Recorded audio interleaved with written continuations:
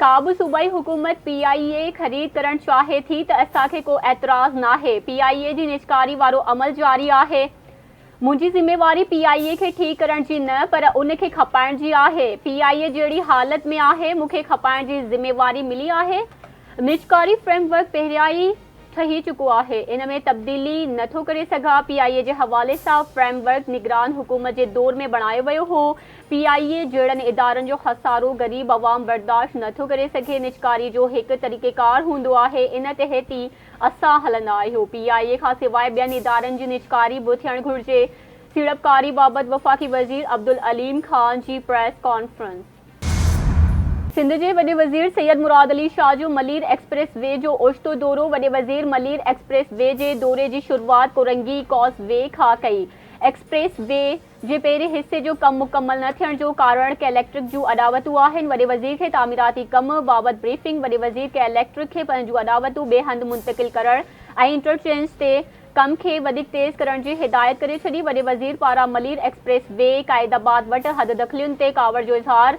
वॾे वज़ीर 0 पॉइंट जो मुआइनो कयो ऐं पुल ते हलंदड़ कम जो जाइज़ो बि वरितो।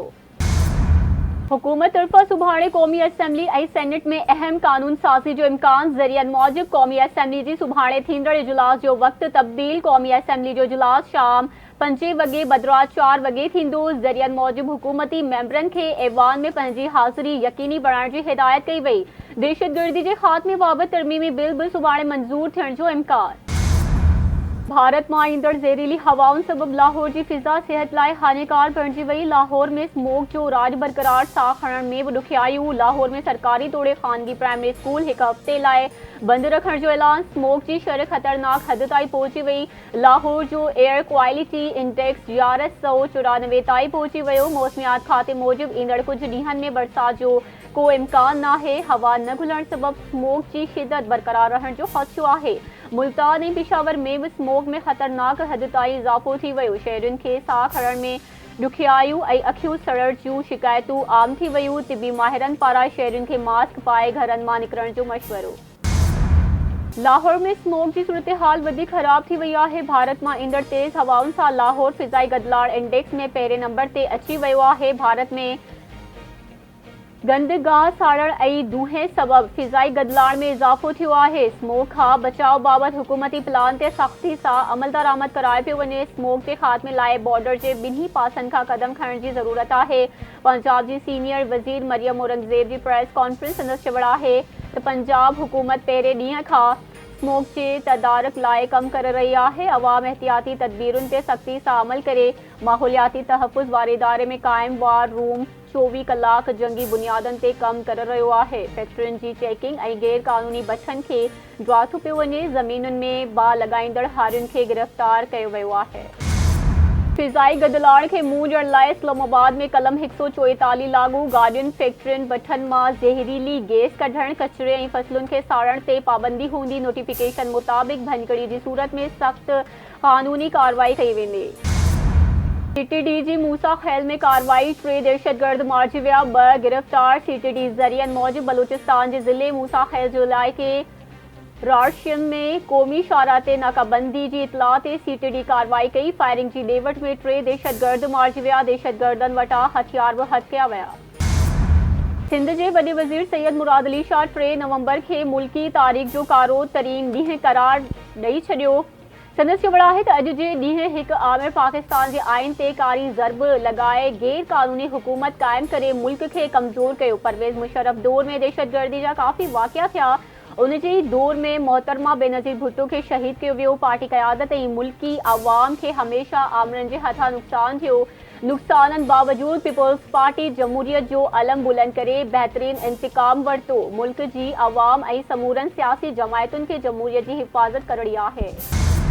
अमेरिका में सदारती चूंडुनि लाइ सुभाणे पोलिंग थींदी। डोनाल्ड ट्रंप ऐं कामला हैरिस जी हिक ॿिए ते तनक़ीद। डोनाल्ड ट्रंप पारां उत्तर कोरिया ऐं वर्जीनिया मां चूंडूं खटण जी दावा। चवे थो इक़्तिदार में अची महांगाई जो ख़ात्मो ऐं मुल्क खे अज़ीम बणायो वेंदो। जो बाइडन ऐं कामला हैरिस जूं मुआशी पॉलिसियूं नाकाम रहियूं आहिनि। ॾोहारियुनि जे मुल्क में दाख़िला ते पाबंदी हई वेंदी। जो बाइडन जी दस्तबरदार थियण सां कामला हैरिस खे फ़ाइदो पहुतो। ईरानी सुप्रीम लीडर आयतुल्ला खमनाई जे इसराइल ते हमले जी तैयारी जे हुकुम ते अमेरिका जो रद्द अमल। ईरान बीहर हमलो कयो त इसराइल खे जवाबी कार्रवाई खां न रोकींदासीं। अमेरिका ईरान खे ख़बरदार करे छॾियो। अमेरिकी अमलदारनि मूजिबि ईरान हमलो कयो त इसराइल खे जवाबी कार्रवाई खां न रोके सघंदासीं। ईरान 5 नवंबर ते अमेरिकी सदारती चूंडुनि खां पहिरीं इसराइल ते हमलो करे सघे थो। ईरानी सुप्रीम लीडर आयतुल्ला खमनाई चवे थो ईरान ख़िलाफ़ उपाउनि ते अमेरिका ऐं इसराइल खे सख़्त जवाब मिलंदा। सिंध जे वॾे वज़ीर सैयद मुराद अली शाह तरफ़ां ॾखण वज़ीरिस्तान में कामयाब ऑपरेशन ते फ़ौजी जवाननि खे मुबारकूं। संदसि चवण आहे त पाक फ़ौज वॾी बहादुरी सां चइनि दहशतगर्दनि खे जहन्नुम भेड़ो कयो। असांजी फ़ौज हर तरह जे फितने जो ख़ात्मो करण जी भरपूर सलाहियत रखे थी। दहशतगर्दनि जे ख़ात्मे ताईं ऑपरेशन जो सिलसिलो जारी रहंदो। सखरन भरसा कोच जो मोटरसाइकिल खे टक्कर, 2 नौजवान फोत थी विया। क़ौमी शाहरा ते जलबाड़ी पुल वटि तेज़ रफ़्तार कोच जो मोटरसाइकिल खे टक्कर लॻो। हादसे में ॻोठ दीनू शाह वासी नौजवान फरमान अली चांडियो ऐं फैज़ान चांडियो फोत थिया। थरकोल जे 25 मुतासिर ॻोठनि जे रवासियुनि तरफ़ां हथनि जी हासिलात लाइ मलू भेल मोड़ खां इस्लाम कोट ताईं पैदल मार्च रैली में वॾे अंग में माण्हुनि जी शिरकत। थरकोल जे रॉयल्टी थर जे माण्हू ॾियो जा नारा। अॻवाणनि जो चवणु आहे त जिन मुतासिर ॻोठनि मां माण्हू लॾ पलाड़ करे विया आहिनि उन्हनि खे मुफ़्त बिजली नाहे ॾिनी वई। मुतासिर माण्हुनि खे मुफ़्त बिजली ॾिनी वञे। मुतासिर ॻोठनि जे माण्हुनि खे नौकरियुनि समेत बुनियादी हक़ ॾियण खां मुकमल तौर नज़रअंदाज कयो पियो वञे। असांजे ॻोठनि जे नौजवाननि खे मुस्तक़िल रोज़गार ऐं रोज़गार जा मनसूबा जोड़िया वञनि।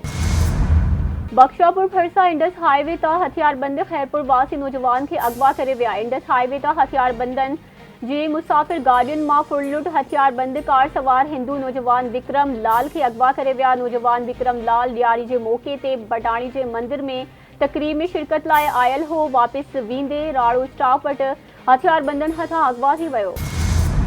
ठकराठो भरसा ॻोठ मोची दड़ो वासी नींगर 2 ॾींहनि खां गुम। नींगर सनाउल्ला महर जे वारिसनि पारां अगवा जो शक ज़ाहिर। SSP सखर समेत वस वारनि खे नींगर जी ॻोल्हा में मदद जी अपील।